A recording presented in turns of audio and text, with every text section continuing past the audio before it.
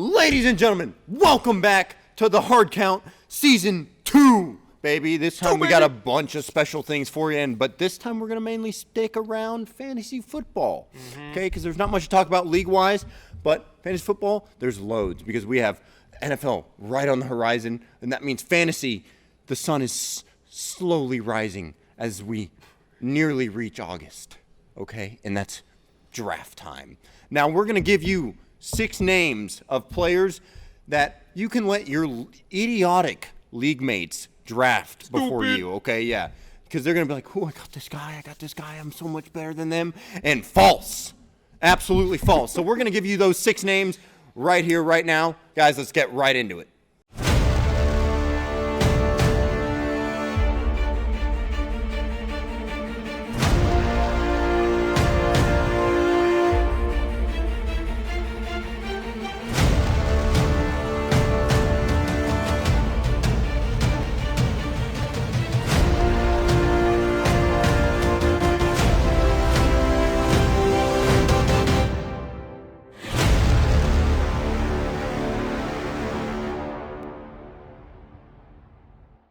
Welcome back, ladies and gentlemen. Wow. Did you see that? Did you? I don't. Are we allowed to do that legally? Disney, don't sue us. That was so cool, that though. Was epic. 2.0 is on the way. Welcome back to the Hard Count. It's been a minute since we've recorded, since draft time, so it's been like a month and a half. Oh, it's been a minute. It's been a minute, but we're back because now we have stuff to talk about. Fantasy football season is here. It's here. It's here. Branch checking his mic. It is here. And we're going to give you these 6 players you want to avoid. Now, your stupid teammates, league mates draft. Now let's get into the list, Brandon. Who do we have at number 1 overall that you do not want to draft? Well, number 1, and I think this is number 1 for a lot of busts potentially this year. Okay, They're a new team. You know, they did a bunch of rebuilding last year. They thought it went well. It didn't. Okay, so they said, see you, coach. Peace. Real early in the season. They got a retired coach named Sean Payton. That's right, it's the Denver Broncos. Okay, so we don't know what they're going to do. But especially for this one player, Javonte Williams. Running back for the Broncos, primed for a great year last year. He was doing decent. He was. Pretty decent. He was. Not living up to that same hype because he was projected like first-round talent. Insane. Yeah. Anyway, his ACL said, listen, Chief, we ain't doing this no more. We're out of here. And it just boom, snapped. Okay, it's tough. And we wish him a speedy recovery and only the best. But Javonte Williams has to be one of those guys that it just nobody comes back from an ACL tear the next season and just rushes for godlike numbers, especially in fantasy and the way he's being drafted and where he's being drafted, just not it, okay? Unless your name is Adrian Peterson, you are not HIM, okay? You're not him. You're not okay? him. You're not AP, okay? Love you, Javonte, but we got to sit you down. And, you know, if you can get him in the later rounds, sure, take a chance on him. You know, if you're going to be your bench player, sure, take a chance. But for now, as a starter, leave him in the dust, okay, Cade? Number 2. This might shock you. Number 2. All right, guys. This one is a little bit shocking. Don't click off the video, okay? Please don't. Please don't. Stop. Hear me out. It's for good reason, good measures. I got good stats here. Davante Adams. Oh, Squidward. I know. Squidward. I know.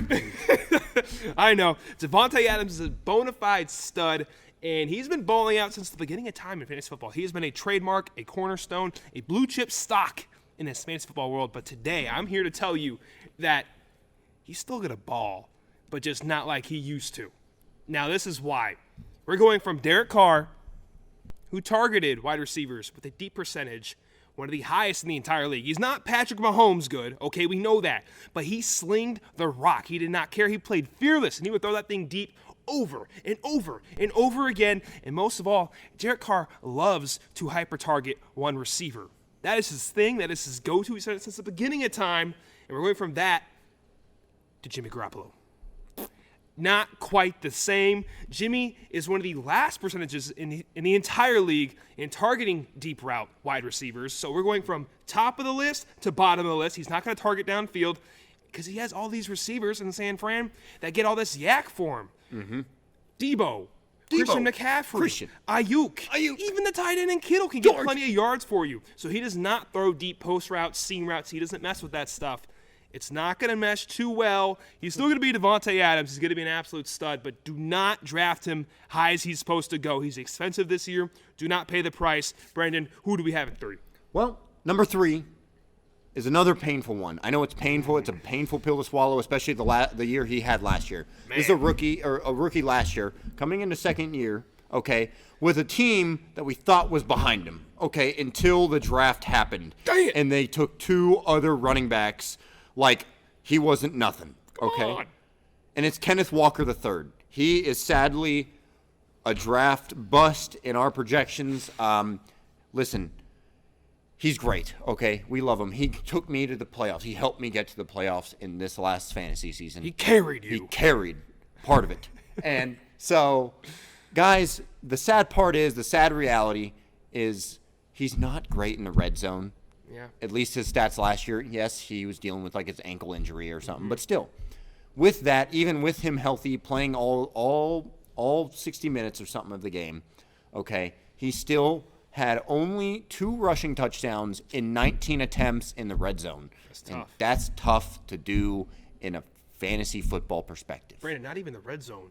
It was the goal line, It was dude. the goal line. That's 10 and in. That's follow your O line and push. Okay, Yeah. Dave Montgomery 8 on those. Anyway, Kenneth Walker. Not only that, we love him as a player, and he's a great player, a great athlete. But they drafted Zach Charbonnet out of UCLA in the 2nd round. So there's some GM or some Pete Carroll mind or something like that said, you know what? We need another guy. And this guy is dominant in the red zone, dominant on the goal line, and they're going to use him to punch the rock in more times than not. So Kenneth Walker might get a lot of yards this season, and he might be a workhorse in yardage. But will he make it in the red zone? It's too tough to say. If you get him in the late rounds, again, a great pick.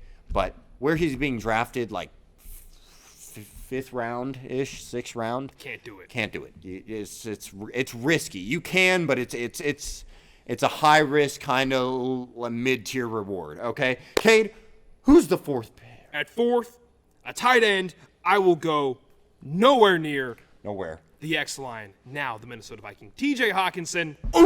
I don't want any part of him. Let me tell you why. This man's getting drafted on the average of a 4th round pick. That is way too expensive. Wow, he did come in 3rd place last year.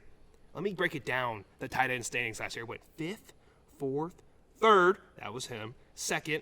And guess where 1st was? Where? About 100 points higher in Travis Kelce. That's a mountain above 3rd place. So if you look in place standings, that's not very accurate of what to happen. No. So why would you pay that much for that kind of a difference?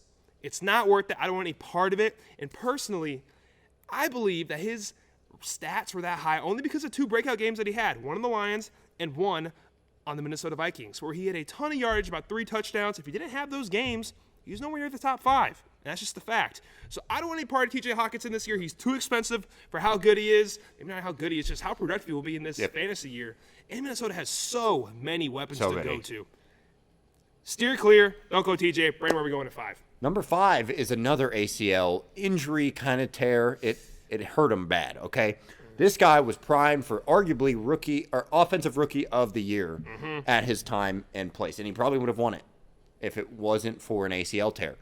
We're talking about none other than Breece Hall, a high pick on a lot of people's draft boards. I know you're thinking Aaron Rodgers is there, and they're going to love him. There's going to be Aaron Jones 2.0, but way better, okay? Way more agile, way better in pass catching, okay? But Breece Hall has an ACL injury, and like we said, it's very hard to come back from an ACL injury that same very year or that same next year. Exactly. Same thing. Potato, tomato, okay? If you're not AP, then you ain't doing it probably. Okay, Saquon didn't do it. Yep. And we thought, he was like AP, the closest thing we had to AP, and he couldn't even do it. Okay. Nope. Now Saquon had a great bounce back year, and the year after that, which we fully expect Breece Hall to do. Yep. But as of right now, he's too risky of a player. Aaron Rodgers is there. They're going to want to air the ball out. They're going to want to save him as much as they can, and they don't want to injure or re-injure that ACL tear by any means. So they're going to play him, I think, conservatively. They're still going to use him. He's still going to get his red zone targets, and he's still going to be out there. Will he have fantasy production enough to be where he's drafted in his current ADP? No. Probably not. It's not happening. Probably not. Okay. Again, another high risk, low reward kind of thing.